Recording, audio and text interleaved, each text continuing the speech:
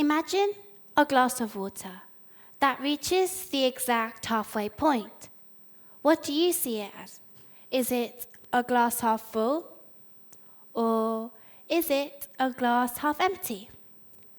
Hello, my name is Emilia. I am 11 years old. I would love to explain to you why you might see the cup as you do. If you think that it is half full, it could mean that you're an optimistic person who sees the good in life. Whereas if you see the glass as half empty, it could mean that you're a pessimist and that you expect the worst to happen. Now, try thinking about tomorrow's world. What do you imagine? The first thing that pops into my mind is a totally different world than today's. However, there is a juxtaposition that can be thought of: a positive world and a negative one. From what I can see in both possibilities is that there will be changes technologically due to recent advances in artificial intelligence and environmental changes because of the effect of climate change during the past few years. These two are amongst many other aspects.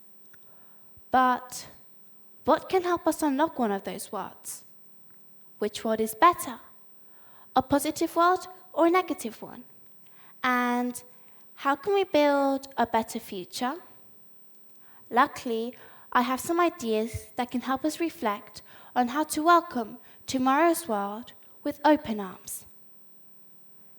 If everyone could just close their eyes and try picturing a world full of vicious, bitter people. They expect things to go wrong, and they have a hard time seeing the good in anything. They never bother dreaming big or hoping for the better, because they think it is silly to try. Instead of cheering on for each other, they point out the mistakes and the problems that they've made. All they do is argue and complain. This is a place where happiness feels far away, and the dull atmosphere is full of hatred and anger. Let's call this world number 1. This is called a negative mindset, or the glass half empty. Information from the National Library of Medicine proves that it can hold us back, decreasing motivation, hurting relationships, and decreasing happiness. This can have many other harmful outcomes.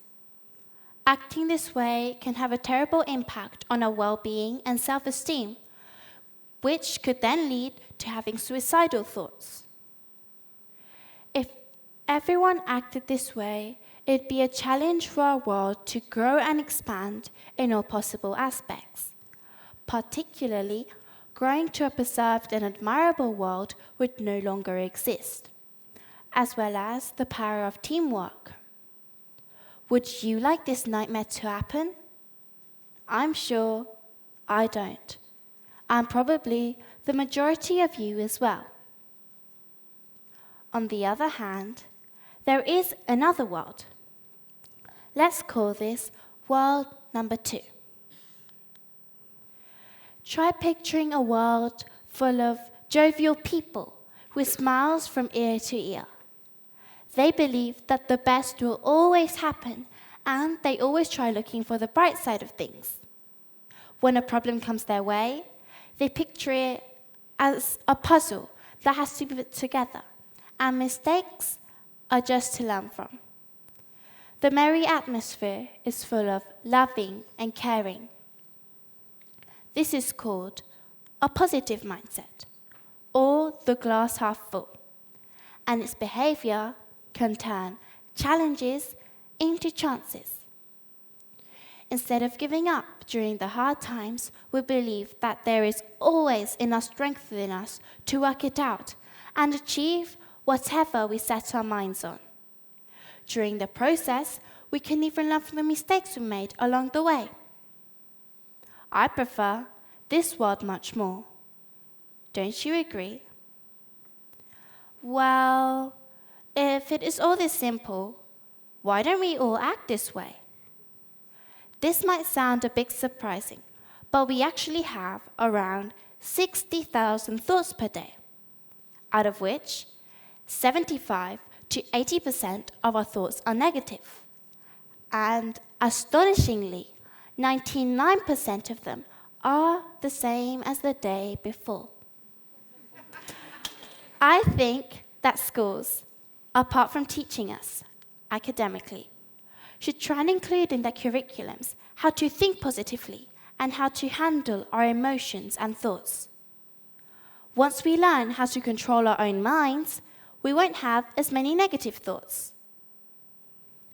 To start the day at school, the teacher could tell a joke to make the pupils laugh, releasing endorphins, which is a type of cell that our body releases to make us feel good.